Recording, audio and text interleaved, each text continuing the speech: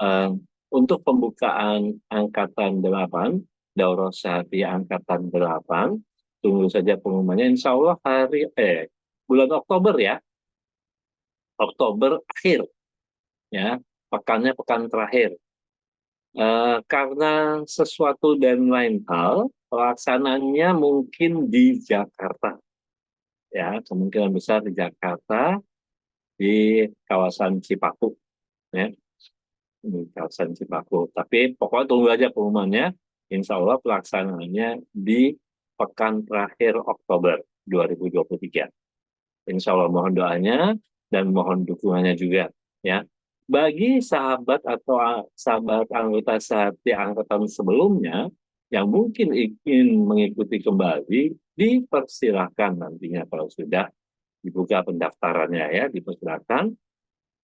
Namun keanggotaannya adalah mengikuti keanggotaan pertama kali gabung. Jadi kalau anggota DS6 ikut DS8 maka dianggap tetap DS6 ya, supaya apa ya ini, penataan arsipnya, penataan data-data sahabat-sahabat lebih mudah ya, tidak tumpang tindih nantinya.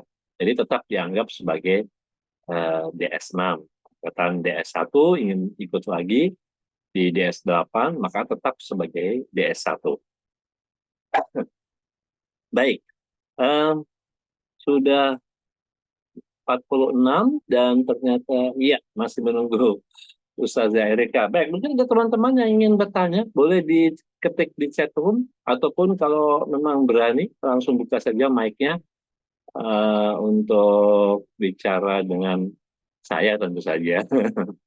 Masalah sehati ya. Oh ya, saya mengundang seluruh yang bergabung di Ngopi Sehati ini, ya, terkhusus lagi untuk anggota Sehati wilayah Jabodetabek, ya, anggota Sehati wilayah Jabodetabek, untuk hadir di acara Mojok Sehati, ya, Mojok Sehati pada Ahad 27 Agustus, ya, Ahad 27 Agustus 2023 mulai pukul 8 pagi setelah acara Mabit Mataku, ya.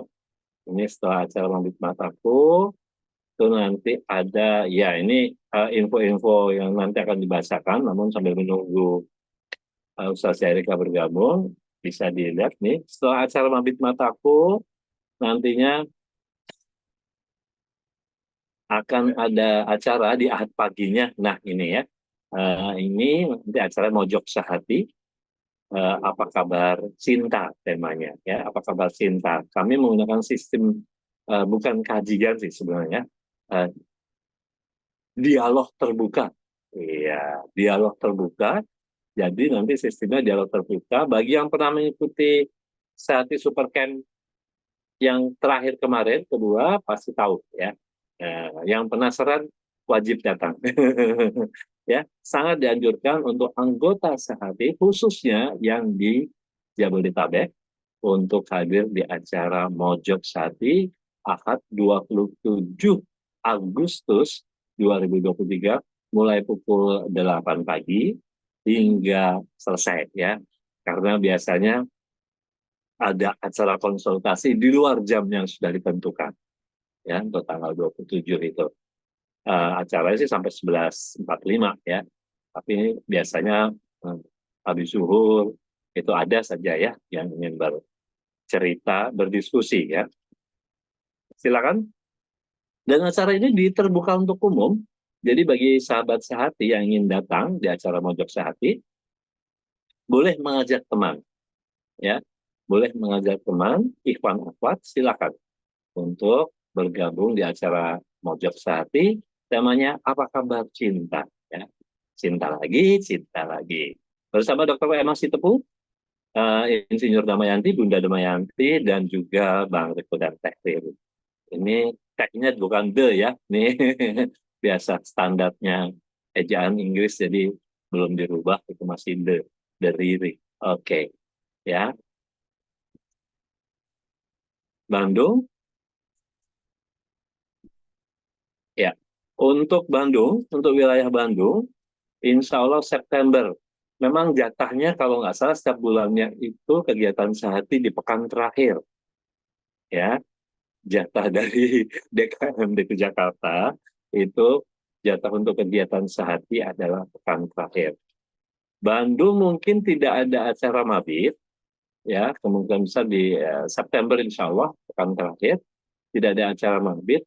Nah, jatuhnya pada Ahad, ya, Ahad pagi insya Allah, nggak pagi sekali juga, tapi ada di Gerlong, ya, di Geger Kalong, di Masjid PT Geger Kalong. Itu nanti tunggu saja pengumumannya, ya, dukungan Mojok Sehati Spesial Bandung, khusus untuk yang domisili Bandung dan sekitarnya.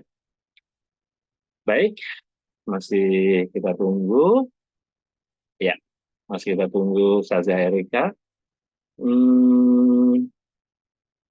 Nantinya sambil menunggu, iya, bagaimana ini kabar teman-teman yang lainnya ya, Mas Eko, ya, terima kasih Mas Eko bergabung. Hadi di Cilegon, terima kasih juga sudah bergabung. Mbak Wizi, apa kabar Mbak Wizi? Masih di Jogja ya Mbak Wizi. Terima kasih Mbak Wizi sudah bergabung.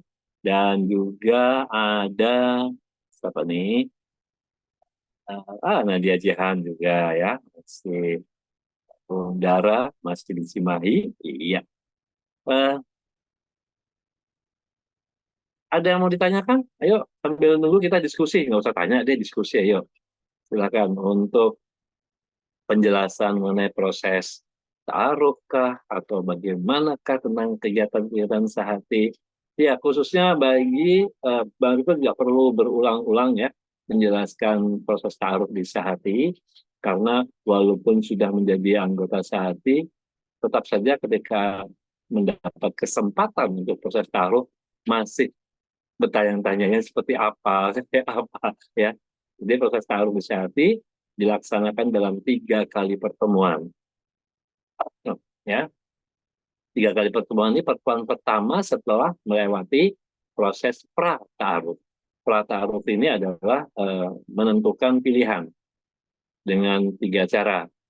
Dipilih langsung, ya, dipilih langsung ini jika melihat penampakan pada saat acara-acara sehati, ataupun acara-acara seperti ngopi begini, makanya saya selalu menganjurkan teman-teman untuk menampilkan gambar foto diri, ya, foto diri close up, ya, setengah badan, ya, jangan yang berame-rame, nanti nggak tahu yang mana orangnya, ya, juga jangan nomor HP, nanti dicatat sama orang lain, ya, dan foto diri, ya, jelas.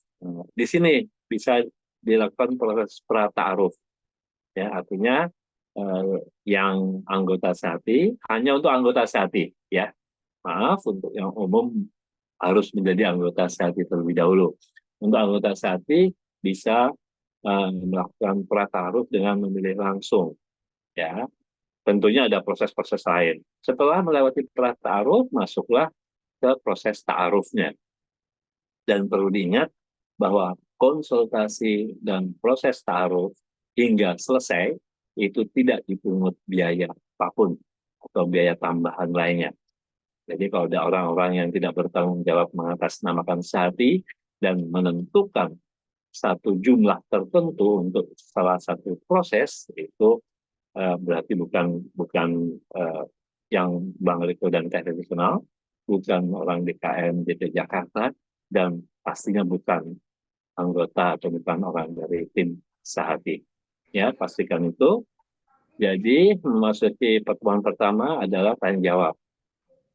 Bila yang bersangkutan berada di luar kota Jakarta atau Jabodetabek, di luar Jabodetabek, maka boleh menggunakan online.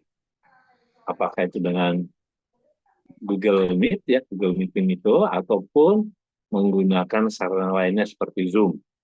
Ya, insya Allah akan kami fasilitasi untuk Zoom-nya ini. Ataupun kalau memang bisa, mampu, bisa datang langsung ke Masjid Darut Tauhid Jakarta di Jalan Cipapus 1 nomor 43. Karena proses ta'aruf yang offline, yang dilakukan secara offline bila datang ke Jakarta, hanya dilakukan di Masjid Darut Tauhid Jakarta di Jalan Cipapus 1 nomor 43 Jakarta Selatan. Dan khusus yang berdomisili di Jabodetabek wajib offline, ya. Untuk yang berlokasi di Jabodetabek wajib offline di Darut Tauhid Jakarta, di Masjid Darut Tauhid Jakarta. Mengenai kapan waktunya, dilakukan perjanjian dan kesepakatan sebelumnya. Pertemuan 1, kalian jawab, lalu kami beri kesempatan untuk mempertimbangkan dan juga melakukan sholat istikharah.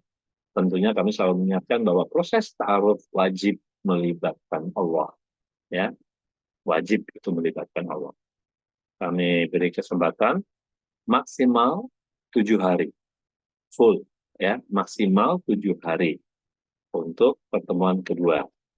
Jadi dari pertemuan pertama ke pertemuan kedua itu 7 hari maksimal. Kalau bisa cepat lebih bagus. Artinya dalam 3 hari sudah ada keputusan. Gitu. Nah, di pertemuan kedua silakan untuk bertanya kembali bila ada yang masih kurang kurang apa ya kurang maksimal mendapatkan informasi tentang lawan mainnya, calonnya boleh menanyakan kembali dan diberikan waktu mempertimbangkan untuk masuk ke pertemuan ketiga itu adalah 3 hari, ya. Dari pertemuan kedua ke pertemuan ketiga itu adalah 3 hari. Jadi total proses ta'aruf di Majelis Sahati DKM ke Jakarta adalah 10 hari. Kenapa 10 hari? Ya, tidak ada dalilnya kalau dicari, ya. Ini adalah istihad atau ikhtiar dari tim proses ta'aruf Majelis Hati supaya menyegerakan, ya. Iya, tampaknya Ustazah sudah masuk. Kita Assalamualaikum ya. warahmatullahi wabarakatuh. Waalaikumsalam warahmatullahi wabarakatuh. Ustazah Erika. Sehat Ustazah? Ya, alhamdulillah ala kulli hal. Iya. Baik, kita Iya, ya. langsung saja ya Ustazah. Silakan. Mangga. Ya, tur nuhun. Bismillahirrahmanirrahim. Assalamualaikum warahmatullahi wabarakatuh. Waalaikumsalam. Alhamdulillahirabbil alamin. Wa bihi nasta'inu ala umuri dunya waddin. Allahumma shalli wa sallim wa barik ala sayyidina Muhammad wa ala alihi wa sahbihi ajma'in wa man tabi'ahum bi ihsanin ila yaumiddin. Rabbi shrah li sadri wa yassir li amri wahlul 'uqdatam min lisani yafqahu qawli, amma ba'd. Alhamdulillah, hadirin hadirat ikhwan akhwat rahimakumullah. Insyaallah hari ini kita membahas satu tema tentang praktek berumah tangga yang kadang-kadang kita hanya berpikir dunia milik dia berdua gitu, yang lain kontrak ya. Ya, padahal kita sangat tahu ketika sudah menikah itu tidak ada yang namanya hubungan hanya berdua saja. Karena pernikahan itu, saya izin Bang Riko untuk share screen.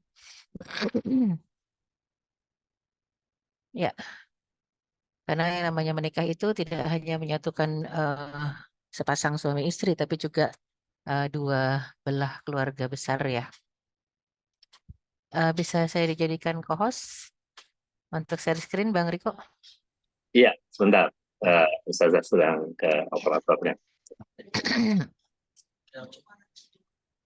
Iya, sudah. Ya, syukran. Jadi kalau kita bicara menikah, makanya kita bicara tentang etika sosial dalam rumah tangga ya. Karena banyak yang tiba-tiba kehilangan adab dan akhlak kepada keluarga besar dari pihak pasangannya ya. Bahkan begitu sudah menikah seolah-olah pasangan itu jadi miliknya ya. Seorang anak laki-laki bukan milik orang tuanya lagi gitu ya. Jadi milik istrinya, atau seorang anak perempuan jadi milik suaminya, kalau itu memang nyaris benar ya, walaupun kita semua milik Allah Subhanahu wa taala. Tapi kan memang Rasul sendiri yang mengatakan ya, perempuan itu kalau belum menikah dia di bawah perwalian ayahnya, tapi kalau sudah menikah di bawah perwalian suaminya. Bahkan orang tua juga sudah nomor sekian, memang benar kalau itu.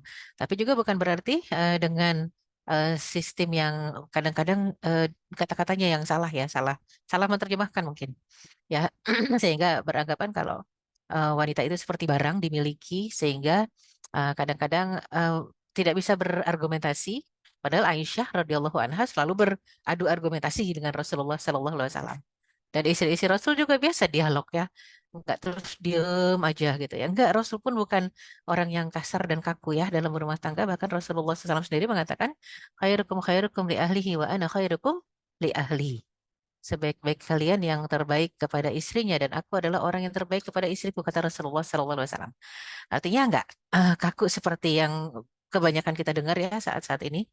Belakangan ini kan laki-laki akan menggunakan ya kekuasaannya tanda kutip ya, kamu dialognya kayak misalnya kayak bertengkar gitu maka kamu akan durhaka ya, ketika istrinya juga punya hujah atau pendapat beda kamu durhaka ya, ketika istrinya nggak mau sependapat dengan dia walaupun mungkin bukan dalam masalah-masalah yang berkaitan dengan dosa, kamu durhaka. Cuman gara-gara rasa kadang-kadang ya, pedes manis aja udah bilang durhaka.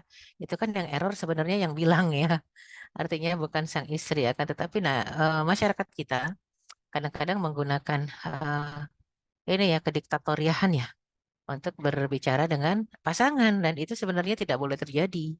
Rasulullah SAW dulu nggak pernah seperti itu. Makanya kenapa Rasul memberikan satu batasan ya.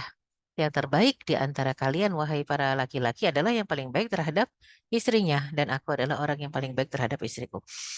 Jadi etika sosial dalam rumah tangga tentunya penting untuk kita pahami. Ketika menikah ada satu konsekuensi besar. Bukan cuma aku dan dia ya yang menyatu pada akhirnya. Mereka itu bukan hanya menyatukan dua insan dalam satu ikatan nikah semata, tapi hakikatnya menikah adalah menyelaraskan latar belakang kultur, wah budaya ya, keluarga besar, adat istiadat, pola pengasuhan ya, karena juga kita eh, berasal dari pola pengasuhan yang beda ya, antara orang tua kita dengan orang tua dia itu pasti beda ya. Ya, dan juga ternyata dari adat istiadat yang berbeda kadang-kadang.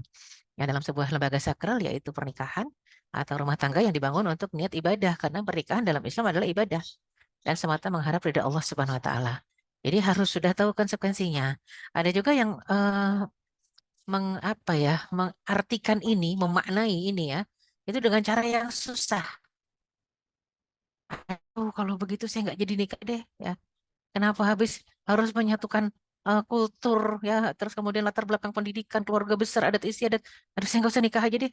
Susah banget sih gitu ya. Apalagi kalau misalnya dia sering mendengar adanya kasus-kasus perceraian ya, atau keluarganya dari background yang broken home. Wah, itu banyak yang akhirnya mengambil keputusan yang fatal, yang tragis ya. Sudahlah, saya takut. Nah, ketakutan-ketakutan terhadap takdir itu adalah suuzon kepada Allah Subhanahu Wa Taala. Karena namanya kita nggak boleh seuzon sama Allah, harusnya husnuzon ya. Nikah itu takdir, cerai itu juga takdir ya. Mati itu takdir, hidup itu itu juga takdir, bahkan poligami itu juga takdir. Artinya takdir kita kan beda-beda, nggak ada yang sama. Kalau kita sudah membuat satu mindset di kepala kita bahwasanya takdir kita sama, kita ngatur Allah namanya ya. Jadi ketika takdir kita itu berbeda-beda, tidak perlu kita seuzon kepada Allah Subhanahu wa taala. Jalani saja takdirnya. Ya, dan memang masing-masing kita wa kullun muyassarun lima khuliqa lahu, setiap kita akan dimudahkan menuju kitab catatan amalnya kelak ya. Artinya selagi dimudahkan untuk berbuat baik, lanjutkan. Jangan sampai akhirnya, aduh saya takut, nggak jadi akhirnya mempunyai kesempatan-kesempatan meraih pahala yang lebih besar dibanding yang sebelumnya ya. Nanti kita akan lihat ada keunikan-keunikan dari sabda Rasulullah SAW ya tentang pernikahan.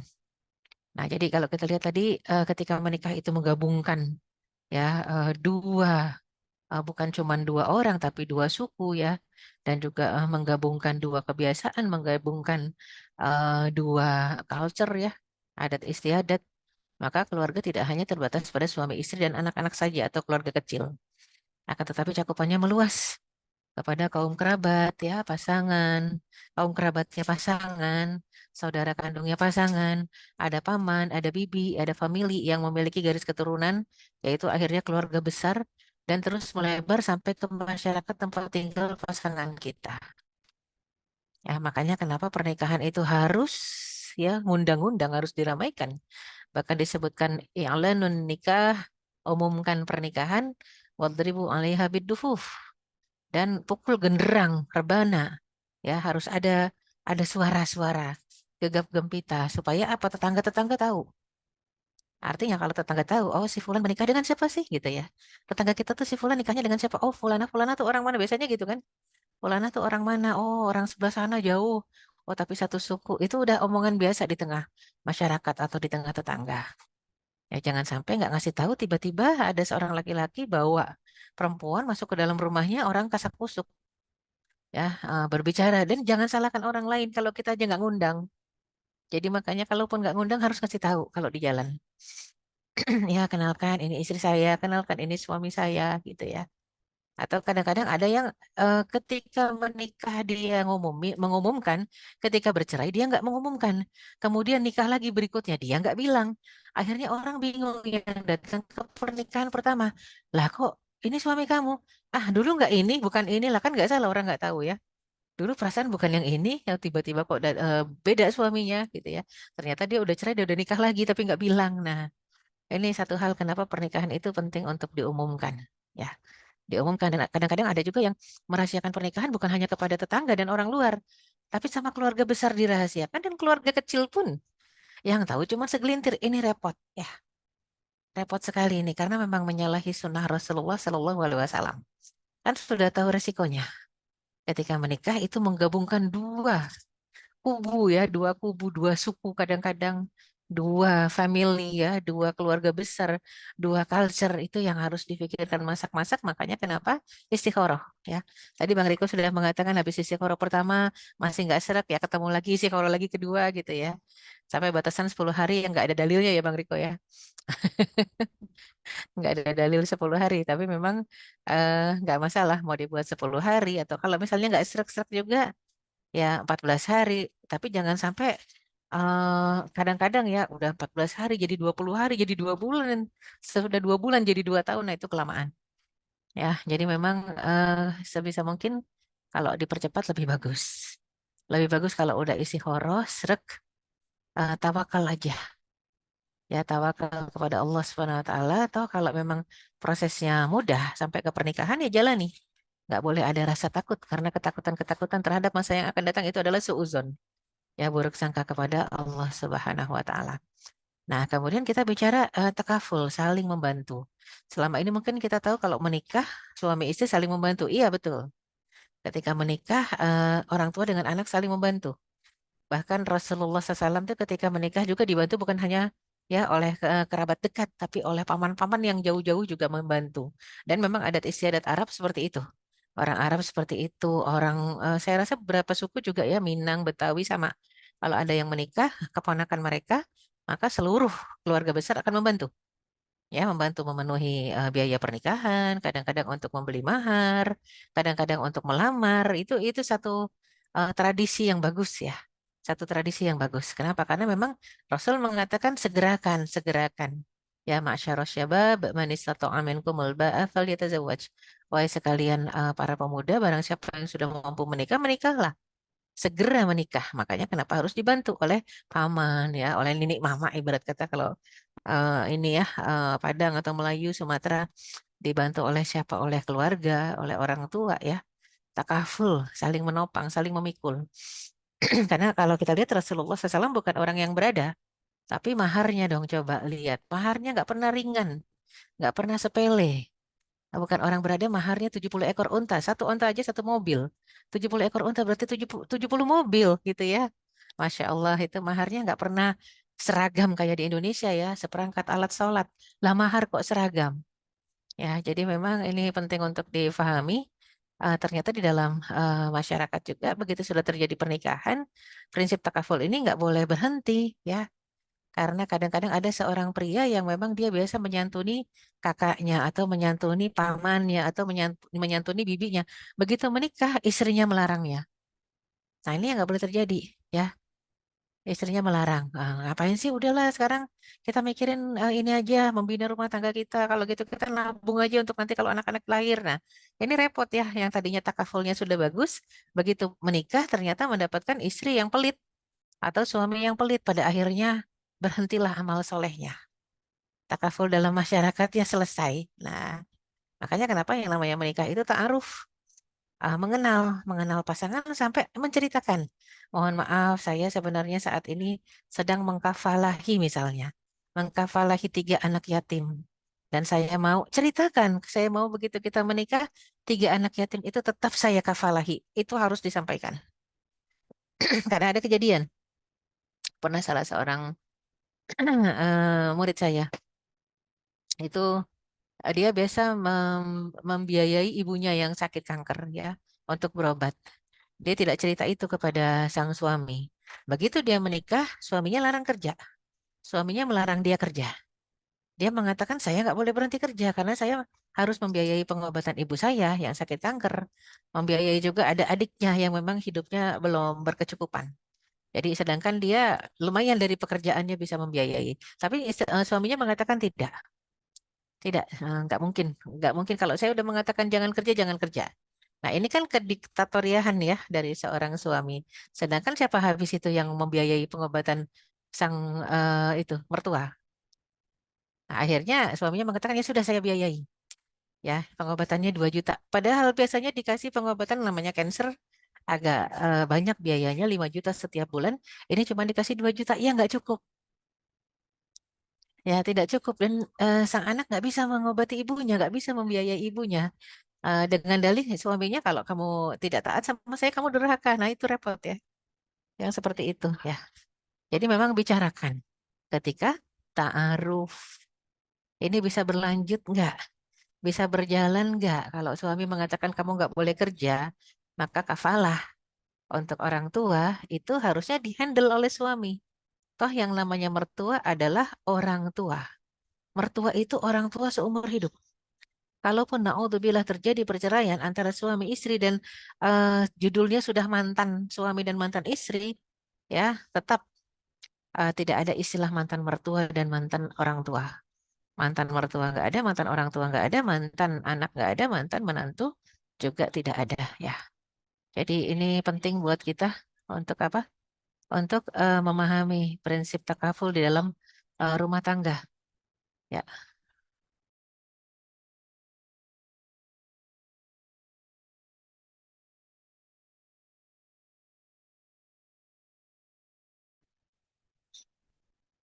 ya. Jadi paling penting dalam harmonisasi berkeluarga dan bermasyarakat ketika sudah menikah, ya tetap yang namanya saling memikul dalam komunitas Muslim merupakan salah satu asas yang paling penting dalam harmonisasi berkeluarga dan bermasyarakat. Ada sampai ada kalanya karena kita masih ingin memberi bantuan, ya masih ingin memberikan bantuan kepada orang terdekat, entah keluarga, entah orang tua, entah keponakan, entah sepupu, entah anak yatim kita, akhirnya diam-diam nggak bicara dengan pasangan. Nah, ini kan lebih tidak bagus, ya. Harusnya kan kedua-duanya coba bayangkan kalau dari dua belah pihak itu memang punya kesadaran untuk sama-sama memberikan sedekahnya, maka pahalanya luar biasa. Tapi kalau hanya satu orang bersedekah, yang satunya nggak setuju, ini yang berpahala satu saja, satu sisi. Sedangkan juga yang satunya malah jadi dosa, itu yang lebih repot. Makanya mau nggak mau kalau namanya unsur kebaikan dan takaful itu harus berlanjut dari sebelum nikah ya sampai sesudah nikah. Dan takaful dari sisi sosial dan keuangan mendatangkan manfaat mutabadilah dalam aspek mengayomi. Orang kaya memberikan sedekahnya, orang kaya dapat pahala, orang miskin dapat bantuan. Dua-duanya punya manfaat. Yang satu dibantu ada manfaatnya, manfaat kehidupan, menaikkan derajat kehidupannya. Tapi kalau yang membantu, maka yang membantu itu mendapatkan manfaat besar yaitu pahala. Ya, makanya manfaat yang sama antara kedua-duanya. Makanya aspek mengayomi, menyantuni, menasehati, menafkahi, ya. Dan takaful dalam bermasyarakat tidak terbatas pada sesama muslim saja. Ini uniknya. Artinya kalau sesama muslim bisa masuk ke dalam nafkah dan zakat, maka kalau untuk yang non-muslim, maka sedekah. Sodakoh dan nafkah, tetap saja ada nafkah. Kayak misalnya orang tua kita sudah sepuh tapi non-muslim. Na'udzubillah. Seorang anak wajib menafkahi orang tuanya. Ya, walaupun dia non-muslim, tetap wajib dinafkahi. Apalagi dia tidak punya ya penghasilan ya. Bahkan dalam setiap nafkah itu harus diniatkan, ya Allah, semoga makanan halal yang saya berikan kepada orang tua saya yang tidak muslim ini mendatangkan hidayah, harus diniatkan. Ya, jadi dengan niat saja rubah amalin sogir tukabbiruhun niyah. Boleh jadi amalannya sepele, kecil ya. Tapi di sisi Allah jadi besar pahalanya karena diiringi dengan niat. Jadi ini yang paling penting kita lihat. Ya, tidak ada sesuatu yang ditutupi ketika kita ta'aruf. Sampaikan apa yang diinginkan dan ketika yang diinginkan itu syar'i, sesuai syariat, lanjutkan harusnya. Makanya tanya pendapatnya. Tanya pendapat calon pasangan. Kalau saya punya anak yatim tiga, ya saya kafalahi rutin misalnya, apakah Anda setuju akan melanjutkan ini? Nah, kalau dibilang nggak setuju, kita fokus nanti sama anak-anak kita aja. Ini udah ada bayangan pelitnya ya. Ini istikharah kan boleh lanjut, boleh enggak tuh. Ya, jadi penting buat kita melihat harusnya sistem sosial itu semakin berkembang di tengah masyarakat ketika menyatu dua pribadi yang soleh dan soleha. Yang tadinya mungkin infaknya seorang istri 100.000 misalnya sebulan misalnya atau 200.000 sebulan. Coba kalau dapat seorang suami yang begitu juga, bukankah infak mereka jadi lebih banyak, jadi 400.000 misalnya? Jangan sampai yang tadinya sudah infak rutin 200.000, tiba-tiba begitu menikah jadi nggak infak. Kenapa? Karena dapat pasangan yang pelit. Nah, naudzubillah min dzalik, jangan sampai. Wa ta'awanu 'alal birri wat taqwa wa la ta'awanu 'alal itsmi wal 'udwan. Wattaqullaha innallaha syadidul iqab. Tolong menolonglah kamu dalam mengerjakan kebaikan dan ketakwaan dan jangan tolong menolong dalam berbuat dosa dan pelanggaran. Dan bertakwalah kamu kepada Allah sesungguhnya Allah amat berat siksanya. Jadi yang namanya takaful ijtimai itu seperti jaminan sosial di tengah masyarakat ya. Etika sosial mengharuskan adanya takaful dari si kaya kepada si miskin. Dalam bentuk apa? Ada zakat, itu wajib jelas. Ada infak, ada sodakoh, ada wakaf ya. Ada fidyah, ada denda nazar kalau nggak ditepati. Ada kafaroh. Kafaroh ini dari seperti ganti atau dam dari pelanggaran-pelanggaran ibadah.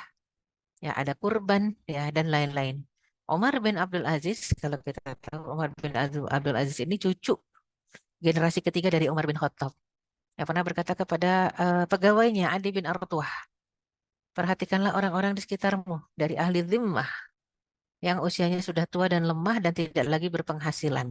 Ahlu zimmah yaitu non-muslim yang ada di dalam wilayah ya pemerintahan muslim. Jadi non-muslim yang memang rela dia tinggal ya di komunitas muslim dan dia bersedia membayar membayar apa kalau kita bayar zakat, kalau mereka bayar jizyah, pajak. Tapi jizyah itu pajak memang wajib ditunaikan oleh non-muslim yang masih mampu kerja. Kalau yang udah nggak mampu kerja, yang udah tua, justru bukan dia bayar jizyah, dia dikasih dari Baitul Mal ya, Baitul Malnya Muslimin. Untuk apa? Untuk memenuhi kebutuhannya. Sampai Umar bin Abdul Aziz mengatakan berikanlah nafkah mereka dari Baitul Muslimin untuk memperbaiki taraf hidup mereka. Ini atharus sahih dari Ibnu Zanjawi. Kita lihat betapa, makanya kalau disebut yang namanya Khulafaur Rasyidin ada 4, berakhir di Ali bin Abi Thalib. Maka banyak sejarawan dan ahli sejarah Muslim ya mengatakan sebenarnya ada 5, yaitu selang berapa waktu cukup lama sampai kepada cucu ketiganya Umar bin Khattab, yaitu Umar juga namanya Umar bin Abdul Aziz.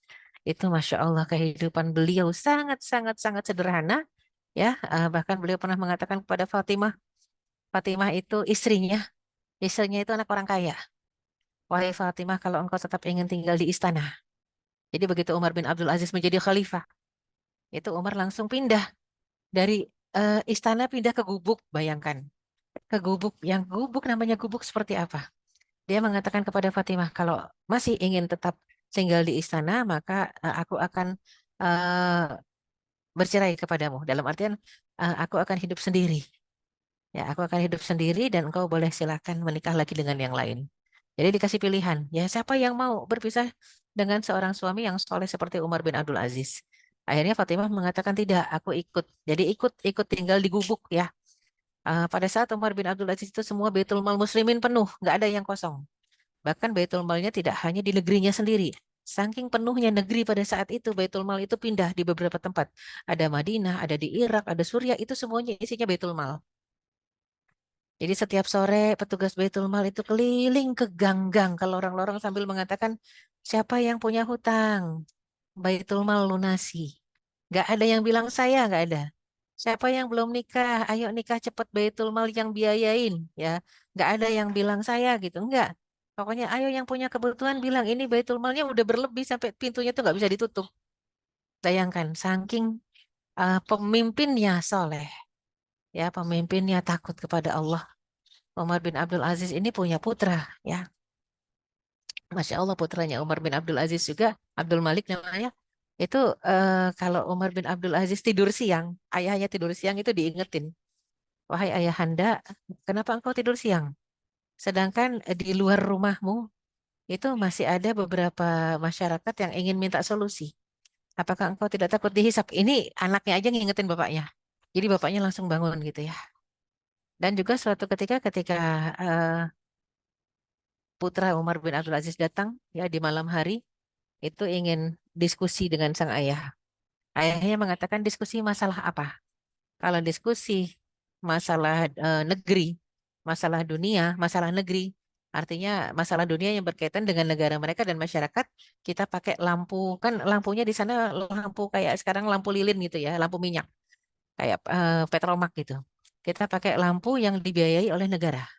Tapi kalau diskusi untuk masalah keluarga kita, kehidupan pribadi kita, kita pakai lampu minyak sendiri, bukan yang dibiayai negara. Sebegitunya, ya keadilan seorang Umar bin Abdul Aziz melahirkan anak yang soleh dan ternyata berpasangan dengan istri yang solehah yang dia sangat memikirkan jangan sampai pakai lampu minyak milik negara kalau untuk berbicara atau diskusi yang masalahnya bukan masalah negara, bukan urusan umat ya. Kalau sekarang kan mobil dinas saja dipakai sama anaknya gitu ya. Mobil dinas dipakai sama istrinya, dipakainya untuk pulang ke kampung ya, macam-macam lah ya. Nggak berpikir mobil dinas yang untuk dinas. Ya, jadi ini penting banget ini untuk memperhatikan betapa penting untuk membuat komitmen, ada MOU ya ketika sebelum menikah itu kepada pasangan. Ya, MOU-nya ya gitu. Kalau saya salah, tolong ditegur. Tapi kalau kamu salah, kamu harus mau ditegur. Ya, ditegur berdasarkan Al-Quran dan Sunnah. Ya, sehingga ketika Umar bin Abdul Aziz memberikan pengarahan aja kepada salah seorang pegawainya, ya, untuk memperhatikan orang-orang miskin yang ahlu dhimmah dikasih nafkah dari Baitul Muslim itu Masya Allah ya satu gambaran betapa wajar di saat Umar bin Abdul Aziz hidup itu kelihatan ya kalau pemimpinnya soleh ada seekor domba itu dijaga oleh seekor serigala kan biasanya serigala nerekam domba tapi kalau khalifahnya amirnya soleh serigala nggak nerekam domba bingung apa tiba-tiba serigala ini berubah jadi ini ya apa namanya herbivora alias kalau sekarang orang yang makannya nggak makan daging, cuman makan sayur itu apa? Vegetarian ya. Ya masa serigala jadi vegetarian kan ya. Ya itu. Jadi memang tiba-tiba nggak makan dan ketika Umar bin Abdul Aziz wafat di hari beliau wafat itu serigala makan domba. Sampai semua orang-orang Baduy ya orang-orang Baduy dari pedalaman itu terkejut melihat serigala makan domba. Berarti Umar bin Abdul Aziz wafat. Benar, benar. Bayangkan ya. Ketika pemimpin solehnya wafat, serigala pun kembali kepada tabiat, ya tabiat jahatnya untuk menerkam domba. Ya Allah, begitu ya kalau dipimpin oleh seorang pemimpin yang adil. Ya ternyata nikmat sekali. Dan tentunya kalau kita bicara suami itu adalah qawwam. Ar-rijalu qawwamuna 'ala nisa. Qawwam itu pemimpin, imam, bukan imam salat ya. Banyak kasus-kasus perceraian, iya habis suami saya nggak bisa ngimamin salat saya. Saya bingung lah, memang suatu keharusan kah suami mengimamkan salat? Ya enggak ya. Apalagi saya ini sholatnya selalu sendiri. Lah ya memang kalau untuk sholat 5 waktu harus sendiri, nggak bisa sama suami.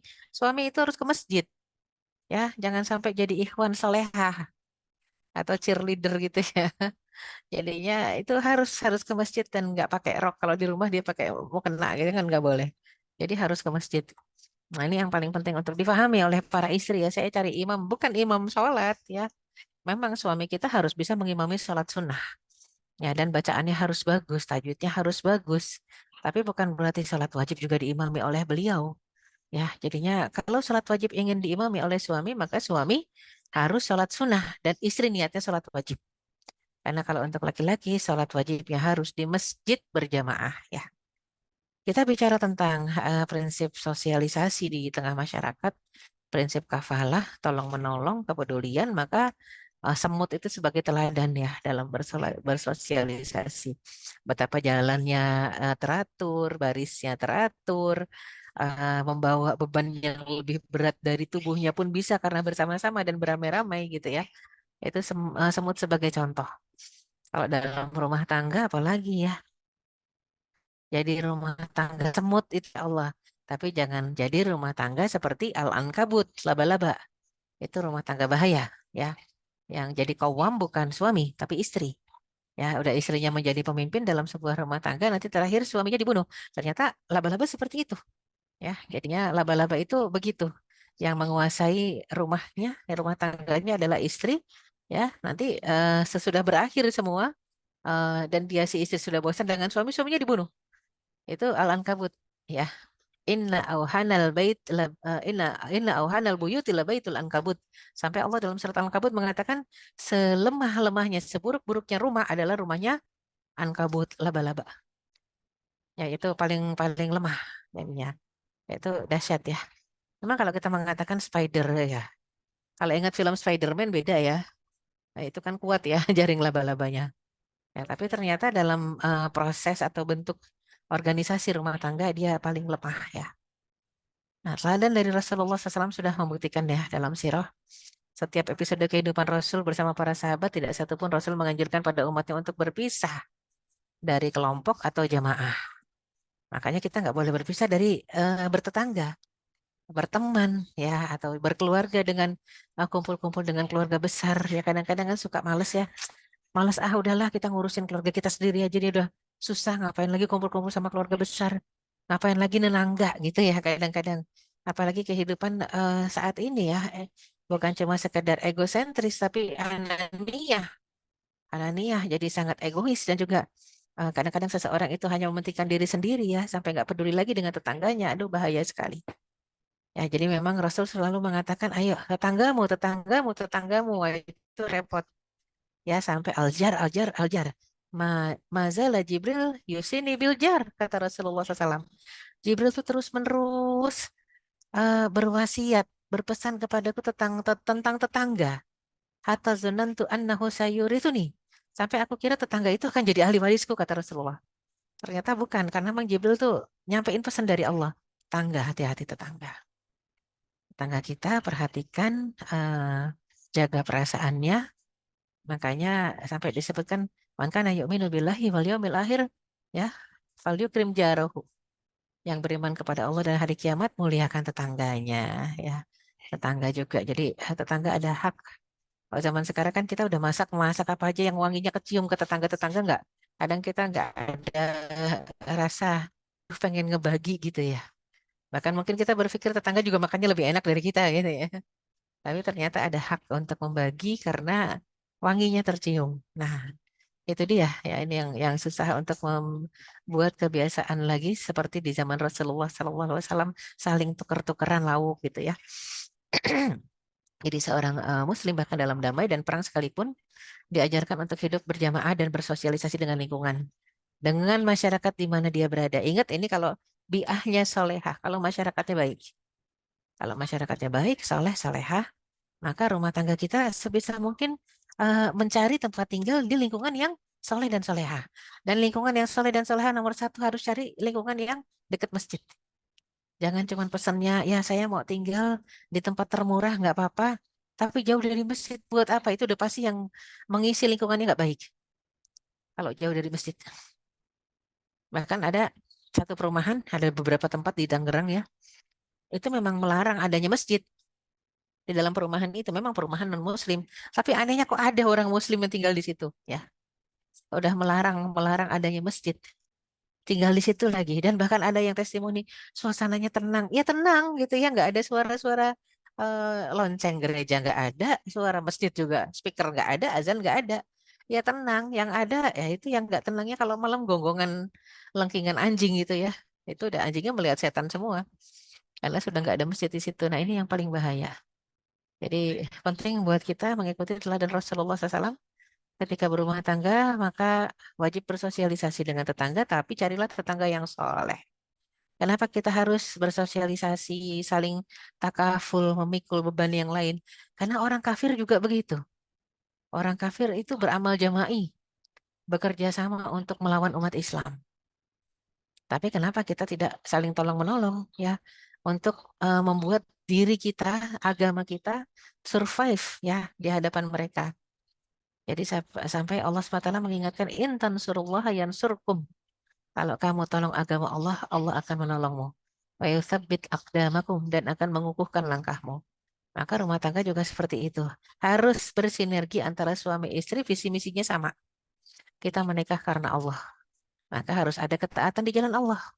Kalau saya salah, saya harus kamu betulkan. Dan kalau kamu salah, kamu harus mau saya betulkan. Jadi harus punya komitmen dari awal seperti itu. Surat Al-Anfal ayat 73 kita lihat alladzina kafaru. Ba'duhum awliya'u ba'd. Itu menjadi pelindung antara satu dengan yang lainnya. Ya, jadi inlam taf'alu. Ya, kalau kamu tidak taat kepada perintah Allah, maka niscaya akan terjadi kekacauan besar di muka bumi ini. Kenapa? Karena yang saling tolong menolong dan terorganisir adalah musuh Allah. Sedangkan kita pengikut, ya pengikut Nabi, pengikut Rasul, bahkan harusnya pengikut kekasih Allah yang jadi hamba-hamba Allah ini kok ya nggak taat. Ini yang paling bahaya. Mereka taat bersatu, kita disatukan nggak taat. Kita maunya berpecah. Ya, itu yang bahaya. Maka kalau kita mengatakan saling tolong di dalam masyarakat, bentuk takafulnya itu apa? Ada hajat doruriyat, ada hajiat, ada tahsiniyat. Jadi kalau disebut doruriyat itu yang mendesak banget obat misalnya, ya, yang pentingnya itu darurat skalanya. Tapi ada hajiat, hajiat itu kebutuhan primer. Apa kebutuhan primer? Sandang, pangan, papan, baju untuk menutupi aurat, makanan untuk sekedar menegakkan tulang sulbi agar nggak kelaparan. Ya, itu sandang, pangan, papan. Rumah sekedar untuk tidak kehujanan dan tidak, ya, tidak kepanasan. Itu aja, itu sudah cukup. Jadi bukan harus yang besar, megah, mewah, enggak ya. Enggak harus mewah, megah, tapi cukup. Nah, ini kan kadang-kadang suka ada terjadi perceraian gara-gara apa? Oh saja nggak mau lagi saya nikah sama dia. Ya, kenapa? Habis nggak pernah punya rumah, kita jadi kontraktor terus misalnya ya, ngontrak terus maksudnya. Kita jadi kontraktor terus. Nah, saya suka sering tanya kalau kayak begitu. Apakah kalau punya rumah nanti akan dibawa mati? Kan enggak. Rumah ngontrak, rumah sendiri sama aja. Nggak dibawa mati juga. Jadi buat apa akhirnya itu yang menjadi titik ya ukur, titik tolok ukur bahwasanya bersatu atau cerai gara-gara punya rumah atau enggak lah itu kan salah fatal ya. Salah fatal itu pemikiran-pemikiran materialistis ya. Dan juga tahsiniat bentuk takaful.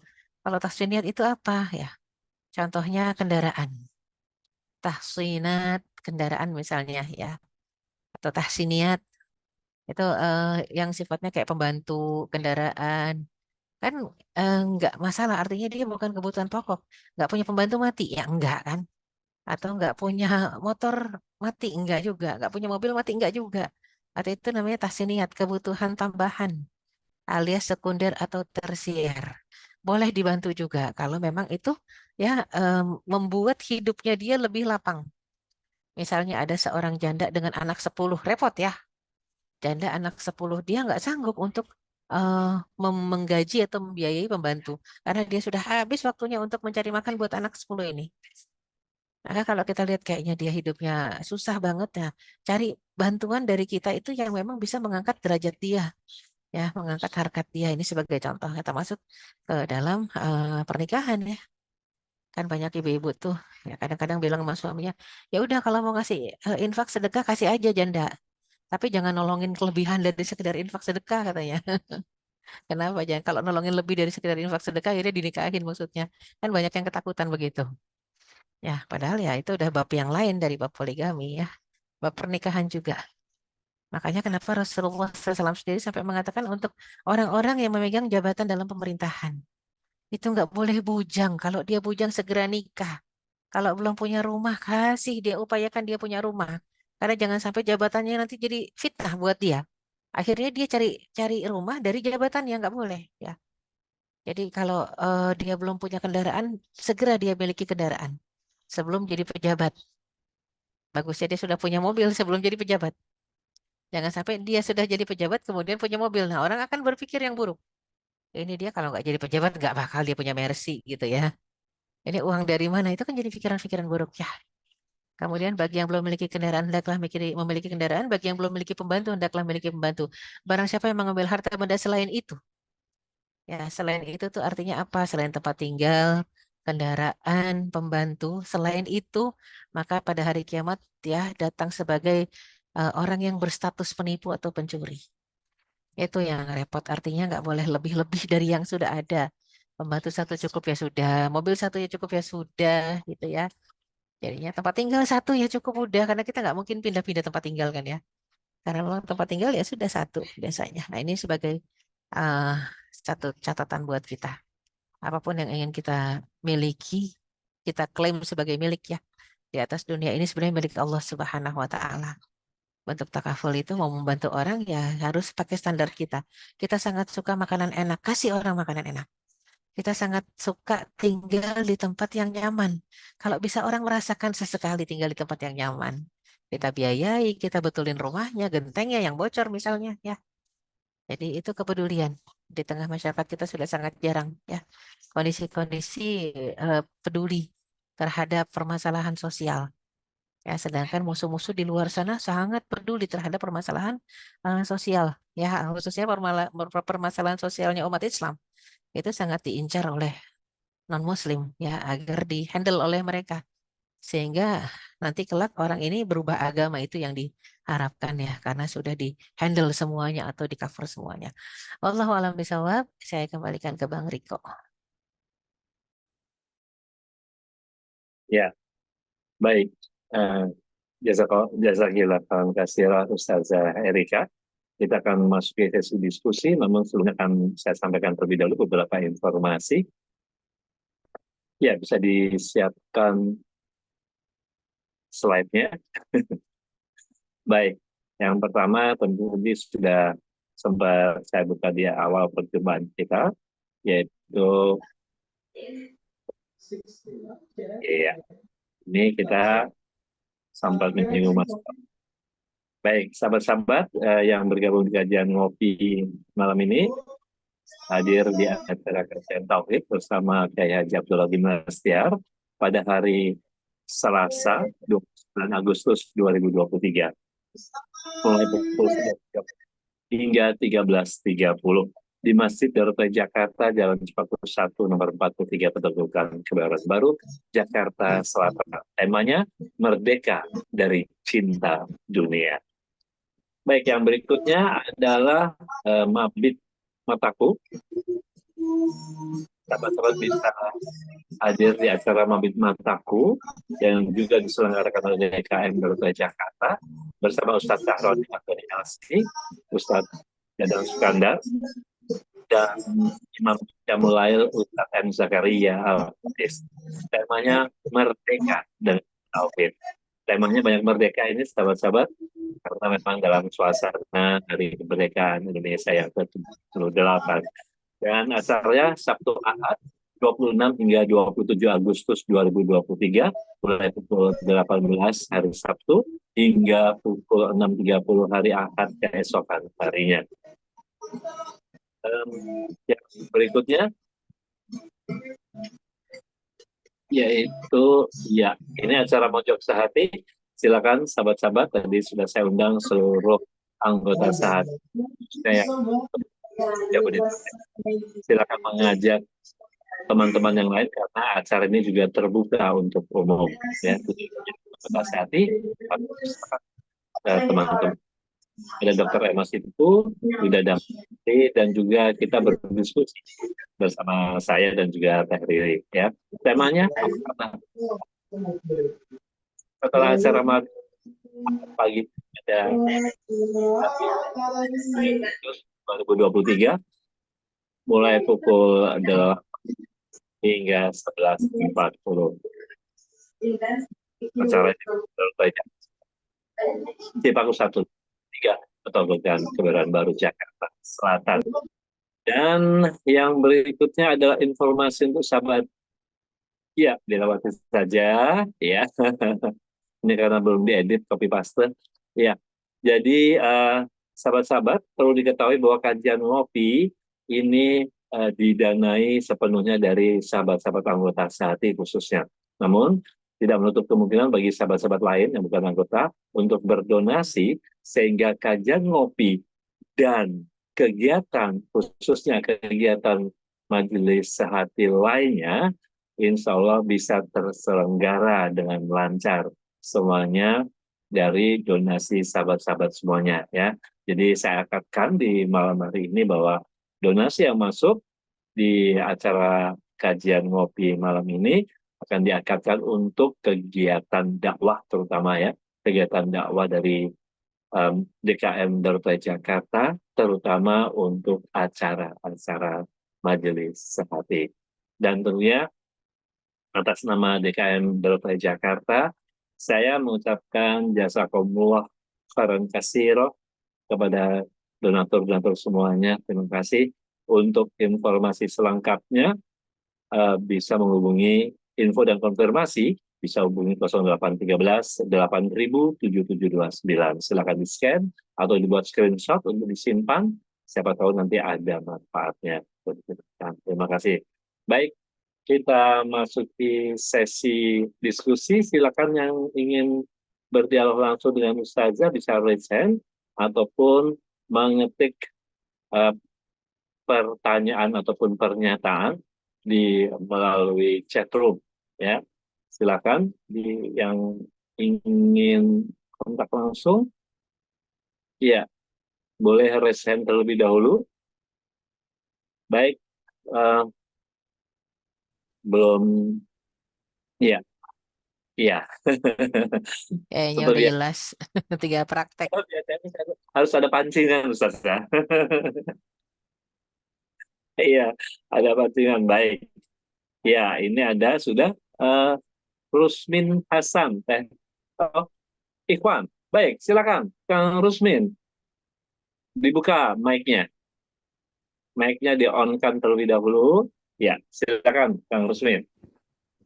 Ya, makasih Mas atas kesempatannya. Assalamualaikum warahmatullahi wabarakatuh.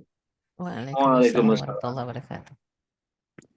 Ya, Syukron untuk Umi yang telah menjelaskan begitu eksplisit di malam yang berbahagia ini tentang tema kita. Saya cukup menyimak tadi penjelasan yang sangat luar biasa, Umi. Nah, ada beberapa hal yang saya ingin tanyakan kaitannya dengan tema kita di malam yang berbahagia ini. Pertama, di dalam makna etika dalam rumah tangga sosial, saya jumpai Umi, kebanyakan dari kita belum memahami secara eksplisit apa itu rahasia rumah tangga. Banyak orang yang menikah, tapi kemudian minim membekali diri di dalam hakikat berumah tangga itu. Tadi saya menyimak Umi belum menyentuh pada makna hakikat rumah tangga, hanya sekedar menggambarkan pada sosial historis Nabi kemudian dijadikan sebagai tauladan tentunya. Tapi kemudian di dalam makna hakikat rumah tangga mohon penjelasannya Umi. Yang kedua, memang kita ketika mempelajari tentang sejarah Nabi. Nah, Nabi memang sosok yang ideal yang menggambarkan kita tentang makna rumah tangga yang baik. Nah, karena Nabi juga terinspirasi dengan istri pertamanya Khadijah. Bahkan ia apa sebut sebagai rumah cintanya, tempat kembali keabadiannya. Tiada tempat yang lebih indah selain Khadijah baginya. Tapi minim kita jumpai sosok Khadijah di era sekarang Umi. Banyak perempuan yang notabene-nya berpakaian hijab yang bagus, tapi kemudian dalam praktek moralnya tidak sesuai. Nah, kira-kira menurut Umi tips untuk mencari muslimah sejati itu seperti apa? Demikian Umi, syukron. Dikembalikan ke moderator. Ya, Terima kasih. baik. Terima kasih Kang Rusmin. Bertanya. Silakan Ustazah langsung jawab Ya, saja. ya, Masya Allah, barakallah. Sebenarnya simpel ya kalau ingin dapat muslimah atau istri yang solehahnya seperti Khadijah, maka para pria harus soleh seperti Rasulullah. Itu insya Allah dapat pasangan mainnya tepat itu ya, dapatnya itu sebanding. Kenapa? Karena memang janji Allah Subhanahu Wa Taala ya. at-thayyibin lit-thayyibat wal khabithin lil khabithat. Ya, jadi laki-laki yang baik akan dapat perempuan yang baik dan laki-laki yang buruk akan dapat perempuan yang buruk dan begitu juga sebaliknya. Itu sesuai standar ketika kita menikah, ketika kita mengucap akad nikah. Itu standarnya akan sama, nggak mungkin beda. Ya, nggak mungkin beda. Kecuali, naudzubillah min dzalik, Allah memberikan ujian. Beda ya menikah dengan penipu misalnya. Ya, naudzubillah min dzalik. Nah, itulah pentingnya kenapa ada ta'aruf. Ta'arufnya harus dimediasi, ya. Ada mediator ataupun comblang yang syar'i, ya. Jadi memang harus seperti itu. Karena kita nggak boleh beli kucing dalam karung, sedangkan kita tidak mengenal orang yang akan kita nikahi. Nggak bisa. Jadi memang betul-betul harus ada penengah ataupun mediator. Yang mediatornya tadi ngerti agama. Yang mediatornya tadi menjadi jembatan, ya. Jembatan komunikasi, mengantar kita, menemani kita, mendampingi kita sampai terjadilah atas izin Allah pernikahan itu sendiri, ya. Jadi kenapa Rasulullah SAW sendiri kok selalu terkenang dengan Khadijah? Wajar ya, tadi sudah disampaikan tuh cinta pertamanya, ya. Walaupun kalau mau jujur cinta pertamanya bukan itu. Cuma cinta pertamanya yang akhirnya jadi menikah adalah Khadijah. Kalau cinta pertama Rasul yang akhirnya tidak menikah ada lagi yang lain itu, ya. Itu sepupunya, sepupunya Rasulullah SAW. Ya, jadinya adiknya Ali bin Abi Thalib. Itu Rasul sangat ingin menikah dengan beliau, tapi ternyata takdirnya tidak jadi, ya. Tidak berjodoh. Nah, oleh karena itu cinta pertamanya Rasulullah SAW, ya, kepada Ummu Hani. Ummu Hani itu. Sampai Rasul setelah hijrah pun, setelah kembali ke Mekah, Futu Mekah, tetap melamar Ummu Hani lagi yang sudah jadi janda. Tapi tetap ternyata bukan berjodoh, ya. Jadi kalau dilihat ternyata Rasulullah SAW memang bicara, ini kalau kita bicara tentang ideal, ya, jelas kalau ideal itu ada dalam sosok Khadijah. Wajar kalau para pria menginginkan istri-istrinya seideal Khadijah. Maka para pria pun harus mengupgrading dirinya agar mirip-mirip seideal Rasulullah SAW. Insya Allah, aku yakin ketika kita mencoba untuk menaikkan kualitas kita, maka Allah juga akan mendatangkan orang yang kualitasnya sama dengan kita. Insya Allah. Wallahu a'lam bishawab. Baik. Yang pertama, Ustazah, mengenai hakikat rumah tangga Ah itu ya, sebenarnya. hakikat rumah tangga, ya. Yang namanya menikah, pernikahan itu ujian. Pernikahan itu nisfuddin. Ya, pernikahan itu ibadah. Hakikatnya emang itu. Karena memang mau disebut menikah atau akhirnya ditakdirkan tidak bertemu jodoh bisa jadi kan tidak bertemu di dunia. Tapi intinya apa? Itu semuanya ujian yang di dunia ini semuanya ujian. Menikah, tidak menikah, punya anak, tidak punya anak, ya. Itu semua ujian. Ya, intinya apa? Yang paling penting adalah lulus dari ujian-ujian ini masuk surga itu yang paling penting. Karena nanti kehidupan yang sebenarnya adalah di surga. Jadi hakikat pernikahan itu apa? Ujian dan ibadah itu aja. Sama, menikah jadi ujian, tidak menikah pun jadi ujian.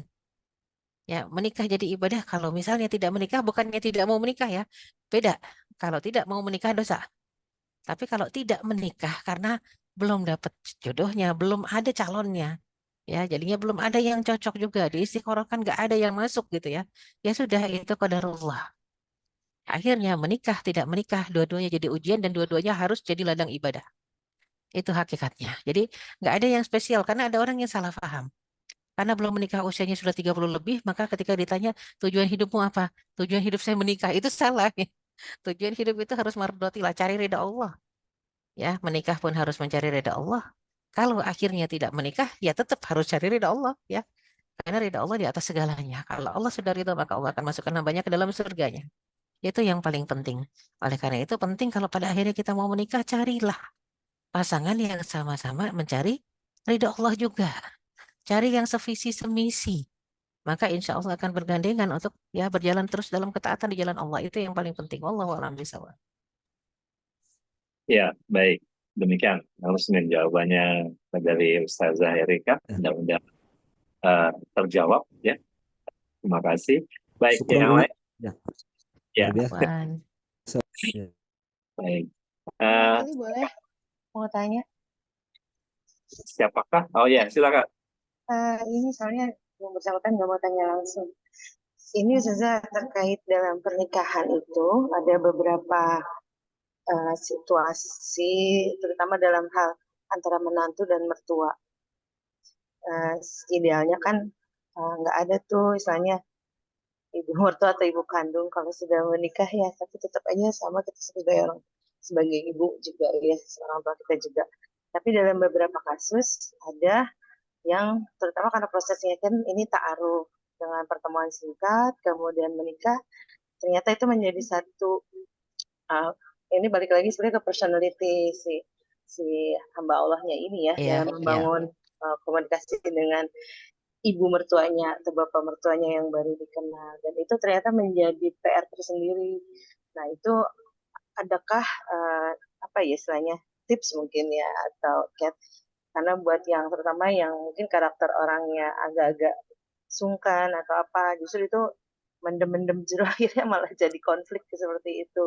Mungkin ada nasihat atau tips gitu saja Iya, bagaimana seorang menantu ini untuk bisa dekat dengan mertuanya. iya. Pertama luruskan niat. Kalau kita mengejar ridha Allah, maka insya Allah Allah yang akan membukakan hati-hati manusia yang ada di sekeliling kita. Jangan kejar ridho yang lain ya. Jangan kejar ridho makhluk, capek ya. Kejarlah ridho Allah saja. Kalau Allah sudah ridho, kita nggak ngaruh tuh, nggak peduli mau mertua ridho nggak ridho gitu ya. Kalau Allah ridho, nah masalahnya mencari ridho Allah ini yang susah ya. Artinya nggak mungkin ada orang yang kasar sama mertuanya kemudian Allah ridho, nggak mungkin ya. Yang ada mungkin orang yang tetap lembut tapi dikasarin. Itu insya Allah Allah ridho sama orang yang seperti itu. Tapi tahan nggak kita? Udah lemah lembut dikasarin kan banyak yang nggak tahan. Jadi jangan jangan fokus, kita kadang-kadang suka galvok ya, gagal fokus. Gagal fokus yang dikejar itu bukannya Allah, tapi yang selain Allah ya. Ada yang capek-capek udah seorang istri dandan habis-habisan.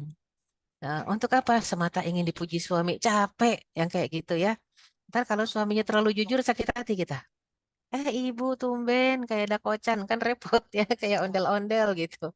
Artinya jangan cari ridho makhluk, cari ridho Allah aja ya. Seperti seorang sahabiat yang berdandan setiap hari, padahal suaminya tunanetra buta. Dia dandan buat siapa coba? Makanya simpel ketika diketawain sama sahabiat-sahabiat yang lain, kamu tuh dandan buat siapa tiap hari cantik banget ya. Tapi dia mengatakan simpel, saya dandan bukan buat suami saya dandan karena Allah yang memerintahkan istri harus berdandan. Ya udah itu aja. Jadi kita kerjakan apa yang diperintahkan Allah. Saya dapat pahala, dipuji nggak dipuji, selesai nggak masalah gitu ya. Terus suaminya emang nggak lihat dia kan.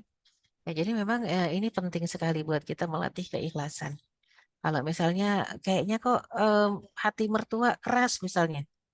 Ya, ingat Allah Subhanahu wa taala Maha lembut dan Maha melembutkan apapun yang keras. Ya, tinggal zikir ya Latif, ya Latif, ya Latif, ya Latif ya Allah ya. Ultuf bina ya Allah.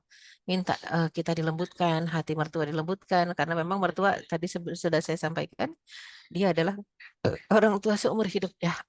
Jadi nggak ada istilah mantan mertua, nggak ada. Nggak ada istilah mantan menantu, nggak ada. Menantu adalah anak seumur hidup. Terjadi perceraian pun dia tetap menantu. Nah, itu yang repot ya. Kenapa? Karena berarti kan harus menjaga hubungan dengan sangat baik. Mungkin yang lebih sering sebenarnya ada konflik itu bukan mertua perempuan dengan menantu perempuan. Ya, justru banyak juga kasus yang memang tanpa disadari mertua perempuan menantu laki-laki. Itu juga banyak terjadi ya, terjadi masalah. Kenapa? Karena memang mungkin sang menantu merasa dia laki-laki dan dia berkuasa terhadap istrinya sehingga ada kalanya dia yang meminta istrinya tidak santun kepada eh, ibunya sendiri alias mertuanya, ibu mertuanya. Ya, jadi banyak juga yang salah kaprah di Indonesia. Lebih harus santun kepada ibu mertua dibanding sama ibu kandung. Itu juga salah. Dua-duanya sama harus santun kepada ibu mertua dan kepada ibu kandung. Ya, jangan sampai ibu kandung akhirnya dia durhaka. Wah, repot ya. Jadi seolah-olah nggak apa-apa durhaka sama ibu, yang penting suami ridho. Itu siapa yang ngajarin gitu ya. Itu siapa yang ngajarin? Nggak ada yang mengajarkan seperti itu. Ya, jadi penting sekali untuk difahami orang tua dengan mertua derajatnya sama. Mertua juga dia adalah orang tua kita. Ya, banyak orang yang pada akhirnya ada kasus seorang ibu sudah tua renta, 4 orang anaknya perempuan semua. Begitu menikah si ibu tinggal sebatang kara. Nggak, udah lumpuh, nggak bisa jalan. Kenapa? Karena anak-anaknya semua dilarang oleh sang suami. Ya, untuk ke rumah ibunya, ngurusin ibunya buat apa? Kamu tuh ngurusin suami aja. Wah, itu paling parah ya. Jadi, coba berdekatan dengan Allah Subhanahu wa taala sang pemilik hati, jangankan hati mertua, hati kita saja kita nggak bisa mengatur dan memilikinya. minta kepada Allah ya, ya muqallibal qulub sabit qalbi ala dinik. Wallahu a'lam bishawab. Ya, baik. Terus juga. Ya, Ya itu yang raise hand. oh ada pesan ya, silakan. Kang Gusti, ya, udah lama nggak kelihatan ini. Assalamualaikum warahmatullahi wabarakatuh. Makasih Bang Riko. Waalaikumsalam. Padahal baru aja 2 minggu kemarin Bang bertanya. Saya ingin memperkokoh aja pendirian. Jadi minta nasihatnya terkait akhir-akhir ini tuh FYP di Instagram sering memuat tentang konten ada seorang suami dia membuka HP istrinya saja. Iya. Nah itu isi galerinya tuh Masya Allah opa-opa Korea semua saja. Jadi ibaratnya tuh si cowoknya tuh Kepencet, Gusti, mic-nya kepencet off tuh. Ya, dibuka lagi. ketakutan ataupun menjadikan laki-laki atau ikhwan ini menjadi lebih insecure lagi saja. Nah, Iya, betul. sikap kita sebagai ikhwan tuh baiknya gimana saja? Dan kita mengharapkan kalau saya menyimak ceramahnya Ustadz Felix Xiao, beliau pernah menganalogikan bahwa ketika kita ingin mengarungi bahtera rumah tangga, kalau cowok tuh ibaratnya milih mobil saja. Jadi kalau misalnya kita mau rally di jalan yang mulus, jangan pakai hardtop, jangan pakai 4WD. Jadi kita milih ya Lambo, Ferrari dan lain sebagainya yang sesuai atau konteksnya sevisi sama jalan itulah. Nah kalau misalnya kita di hutan, nah jangan pakai Lambo, jangan pakai Bugatti dan lain-lain, ya kita pakai hardtop, pakai 4WD dan lain sebagainya. Nah mau minta penguatan aja saja. Ya saya takutnya Ini gitu. mau cari istri, apa mau cari mobil? Kalau kemarin pas Ustadz Felix tuh analoginya kayak gitu sih. Jadi misalnya visi kita sebagai Iwan mau kedepannya mau seperti apa nih? Mau berjalan di dakwah atau yang lain sebagainya. Nah, kita memilih istri walaupun mungkin semua laki-laki yang tahu tentang mobil pengennya Audi atau BMW dan lain sebagainya. Tapi emang visinya kita adalah ya di hutan belantara, jadi kita nggak bisa milih itu saya. Jadi kita milih sesuai dengan visi yang nanti kita mau jalankan seperti itu saja. Nah kekhawatiran yang itu tadi sih mungkin saya yang jadi buset ini kalau apa namanya standarisasinya opa-opa Korea kayak Bang Riko gini, wah selesai sih kita saja nggak ada apa. Terima kasih saya. Assalamualaikum Ya, warahmatullahi wabarakatuh. waalaikumsalam warahmatullahi wabarakatuh. Ya, ya, memang. Ya, mangga. Jadinya penting ta'aruf. Ya. Di sini ketika ta'aruf itu harus, ya jangan sampai kalau udah nikah baru dibuka HP istri ya. Bukan berarti juga kalau ketika ta'aruf boleh buka HP. Tidak, jujur-jujuran aja. Kamu punya ini konten-konten tertentu nggak di sosial medianya? Atau dia aktif bersosmed ya, aktif berselancar di dunia maya. Kira-kira FB-nya alamatnya apa, IG-nya apa, lihat aja. Itulah fungsinya ta'aruf, searchingnya di sana ya. Dia punya nggak misalnya akunnya apa, akun Instagramnya, coba kita lacak aja di sana. Yang namanya ta'aruf itu nggak boleh anti dilacak ya, nggak boleh anti diinterogasi. Namanya ta'aruf, harus kenal. Jadi harus mau diinterogasi, harus mau dilacak ya, harus di tracking itu kesehariannya gimana. Nanti kalau ketika kita dapati pas lagi ta'aruf nih, oh dia koleksi opa-opa Korea, bisa ditanya ya.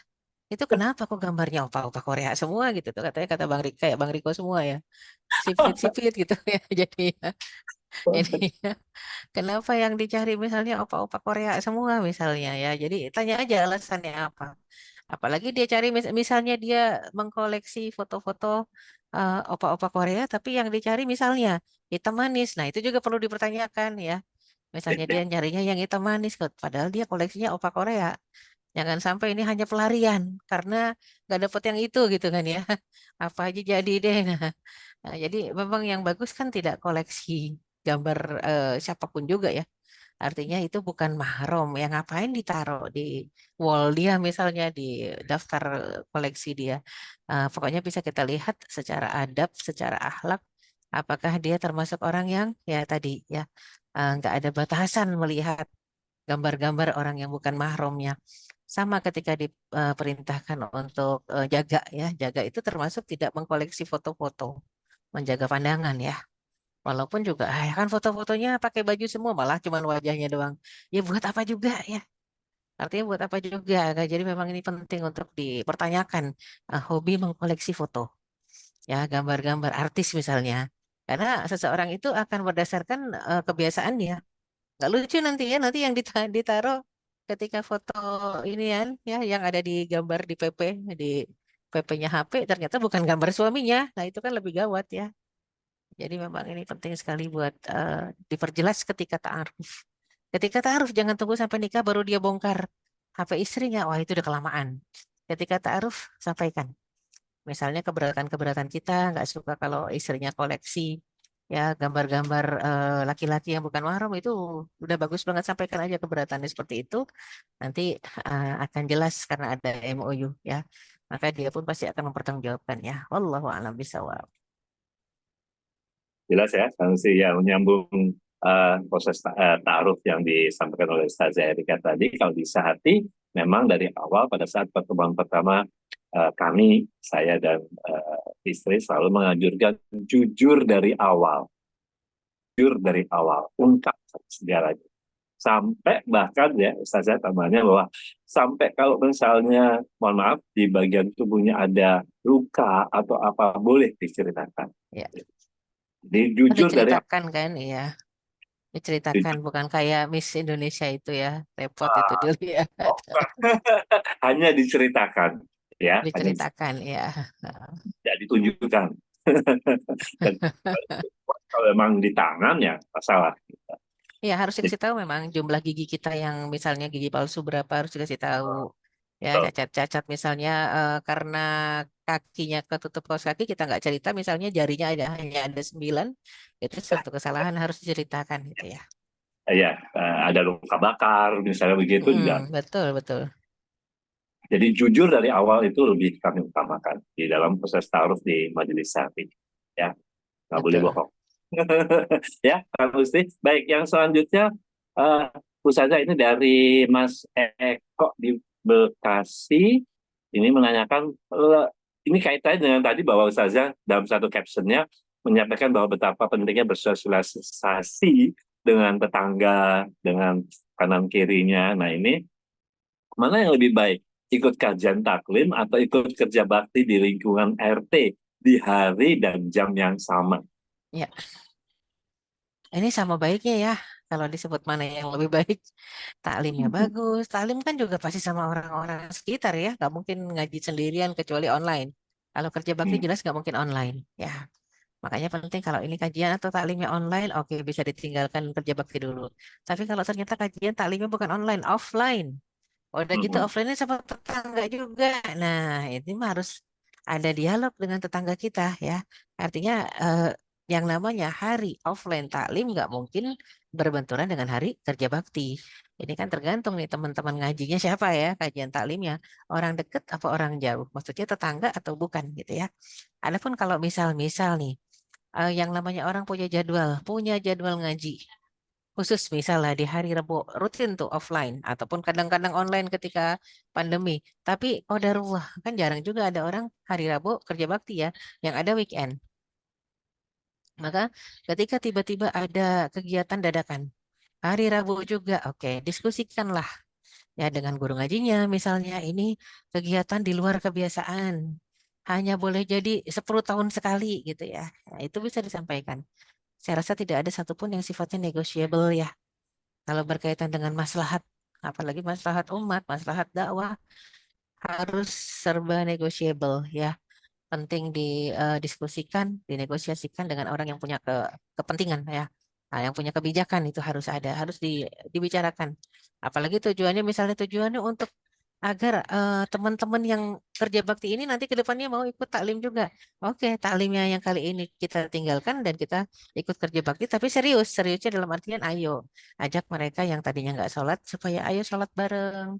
Ayo ngaji bareng, ngajinya enak kok, cuman jiping, ngajinya nguping doang gitu ya, nggak ditanya-tanya gitu. Nah, jadi sampaikan itu supaya nanti ada ketertarikan. Karena kita nggak mungkin bisa mengajak mereka kalau kita tidak bersama mereka, nyemplung dengan kegiatannya. Wallahu a'lam bishawab. Ya, baik. Mas Eko, puas ya.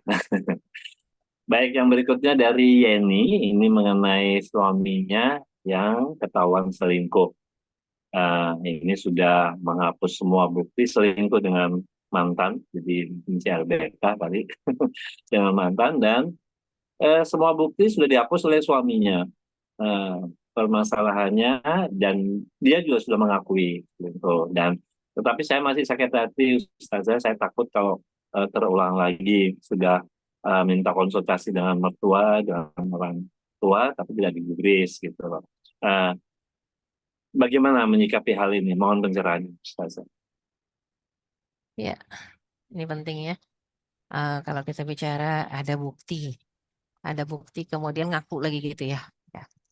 Nah, berarti yang paling penting adalah bagaimana kita rilis rasa ya, rasa tadi itu ya gimana. Kan orangnya udah ngaku dan udah ibarat kata udah janji gak ngulang lagi, udah taubatan nasuha. Ya udah aja sih ya. Kita juga pernah salah, kita juga pernah khilaf dan sekali waktu boleh jadi naudzubillah kita juga tergelincir. Ya, maka Allah SWT selalu mengingatkan kepada orang sekaliber Abu Bakar sekalipun. Ya fa'fu wasfahu alla tuhibbuna an yaghfirallahu lahum. Ya, ayaghfirallahu lakum. Jadi maafkan, lupakan, lapangkan dada. Bukankah kalian juga ingin dimaafkan oleh Allah Subhanahu wa taala? Karena al jaza'u min jinsil amal, balasan dari Allah itu persis seperti apa yang kita kerjakan. Kalau kita pemaaf, Allah memaafkan kita. Kalau kita dermawan, Allah selalu memberikan kita rezeki. Kalau kita, nah jadinya semuanya seperti itu. Kalau kita suka memutihkan hutang orang atau kesalahan orang, nanti semua dosa-dosa kita di akhirat diputihkan. Itu hadisnya ada panjang ya. Dan pasti kita sangat berharap dosa kita diputihkan, dimudahkan, husnul khotimah. Ya, ketika sakaratul maut juga tidak susah ya. Oleh karena itu, kalau bisa memang lupakan saja. Kecuali sang suami memang mengulang lagi sudah tobat, mengulang lagi berkali-kali. Ya sudah, lebih bagus memang mengurus perceraian. Kenapa kalau kita bicara selingkuh zaman sekarang tuh nggak ada yang selingkuh jalan-jalan doang ya. Selingkuhnya zaman sekarang itu naudzubillah min dzalik. Ya, jadi artinya sudah lebih dari sekedar jalan-jalan biasanya ya. Ya, itu ini udah diceritakan, udah bilang ke mertua, malah nggak gubris. Ya, jadi di mediasi juga tidak. Nah, memang sebaik-baik solusi adalah sesuai dengan Al-Quran dan Sunnah. Kita cari tadi penengah yang memang bisa memediasi. Penengah kita ya. Dalam artinya comblang kita. Maka yang dulunya jadi comblang, sekarang jadi penengah. Yang dulunya jadi wali nikah, maka sekarang jadi penengah. Yang dulunya khutbah nikah bisa juga jadi penengah ya. Jadinya harus mau dimediasi. Harus mau ya. Jadi kalau ternyata suami mengatakan malu, segan nanti ketahuan. Nah, ya sudahlah, anggap aja itu semua sedekah dari kita, lupakan aja ya.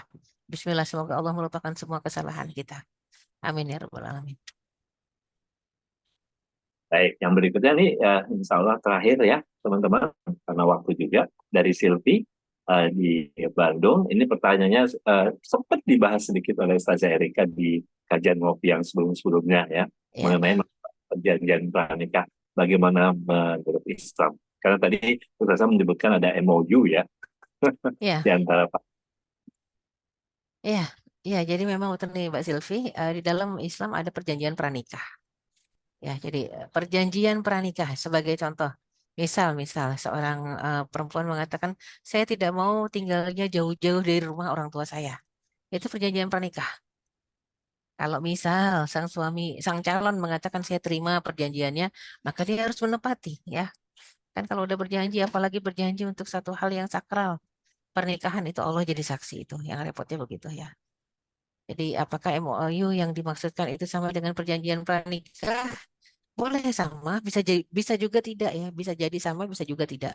Ketika ada MOU, ada kesepakatan bersama, kayak misalnya eh, bangun jam 4:30 misal, karena supaya berangkat subuh ke masjid.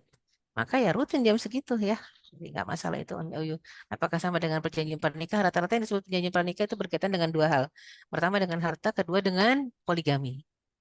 Ya, jadi kalau misalnya ada perjanjian pernikah yang seperti itu, apakah boleh ya dilihat dia menyalahi syariat atau tidak.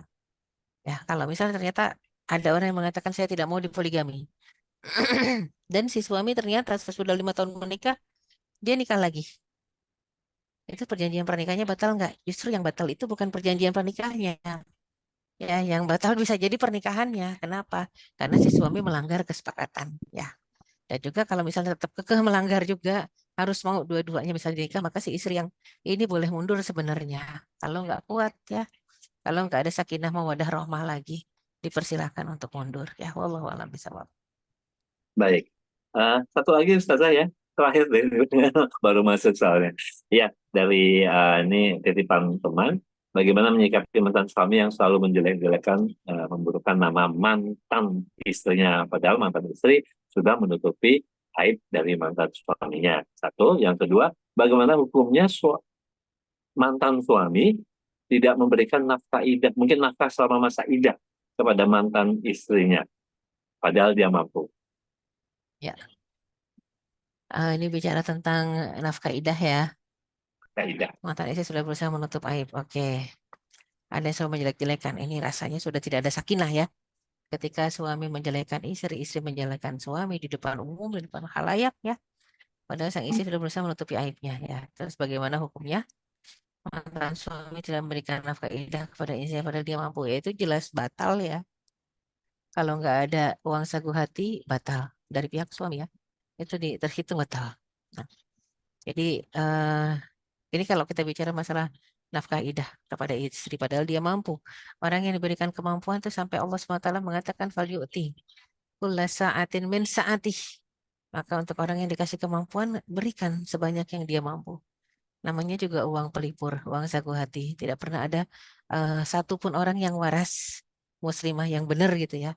Itu siap apa ya, kalau kita lihat ternyata kalau memang benar-benar dia muslimah yang ingin ketaatan nggak semudah itu untuk bercerai atau dia minta cerai biasanya begitu ya, dia akan berpikir 1000 kali. Makanya kenapa di sini disebutkan kalau kita lihat nggak mau mediasi mungkin dari pihak sang suami ya, atau memang si istri pernah khilaf, karena di sini disebutkan bagaimana kalau yang suaminya yang menjelek-jelekan istrinya. Sebenarnya kalau sudah tidak ada sakinah mawaddah rahmah ya sudah diurus baik-baik saja perceraiannya. Ya, jadi diurus baik-baik karena kadang ada kalanya sang suami tidak mau mengurus perceraian dan berharap istri yang mengurus. Ya, ada yang begitu berharap istrinya yang mengurus mengajukan ke pengadilan. Emang sih ini judulnya suami kurang gentle ya, alias tidak gentle. Harusnya tidak dia yang kalau dia yang menginginkan cerai maka dia yang mengurus ke pengadilan ya. Jadi itu. Wallahu a'lam bishawab. Baik, baik Ustazah Erika, kita sampaikan untuk kata penutup kajian ngopi malam ini. Ya. Ikhwan akhwat yang dirahmati Allah Subhanahu wa taala ya. Kita sangat meyakini bahwasanya apapun yang Allah tetapkan ke atas dunia ini itu sudah ada di Lauhil Mahfuz sejak dunia diciptakan sebelum kita dilahirkan ya ke atas dunia ini. Sehingga penting sekali untuk terus mengimani bahwasanya apapun itu ya ketetapan Allah Subhanahu wa taala kepada kita, kepada hamba-hambanya ya sudah menikah ataukah belum menikah, maka itu pasti ketetapan yang terbaik buat kita. Tinggal diterima aja. Dan tidak mungkin Allah memberikan ujian yang di luar batas kemampuan kita. La yukallifullahu nafsan illa wus'aha. Tidak pernah ada ujian di luar batas kemampuan kita. Kita hanya dituntut untuk sabar, ya, ridho, ikhlas, istiqomah. Wallahu a'lam bishawab. Aqulu qouli hadza wa astaghfirullah li wa lakum. Wassalamualaikum warahmatullahi wabarakatuh. Waalaikumsalam warahmatullahi wabarakatuh. Jazakillah khairan katsira Ustazah Erika. Insya Allah kita Ya. kembali di bulan depan. Silakan dilanjutkan Amin. istirahatnya. Ya. Assalamualaikum warahmatullahi wabarakatuh. Waalaikumsalam warahmatullahi wabarakatuh. Baik, sahabat-sahabat kajian Ngopi Sehati, dengan demikian berakhir untuk sesi kali ini. Ya, Insya Allah nanti pemberitaan berikutnya silakan ikuti media sosial dari Masjid Al-Falah Jakarta. Juga tanggal 27 ya diharapkan yang Jabodetabek anggota Sehati khususnya ya untuk hadir di Mojok Sehati tanggal 27 Agustus Ahad 2023 mulai pukul 8 pagi hingga selesai. ya. Terima kasih semuanya sudah bergabung. Saya Rito Atmaka dan juga tim kerabat kerja kajian ngopi saat undur diri. Subhanakallahumma wa bihamdika asyhadu an la ilaha illa anta astaghfiruka wa atubu ilaik. Assalamualaikum warahmatullahi wabarakatuh. Terima kasih semuanya. Jangan lupa Ahad 27 Agustus 2023. Hari Ahad ya. Ya, malamnya bisa ikut mabit ya. Yuk, terima kasih semuanya. Terima kasih Chris masih melakukan penampakan. Terima kasih Hadi. Terima kasih Kang Agus, juga Gusti, juga ada Tama tadi ya. Terima kasih semuanya. Baik, kajian ngopi, Zoom kajian ngopi akan saya tutup dalam hitungan 5. 1, 2, 3, 4.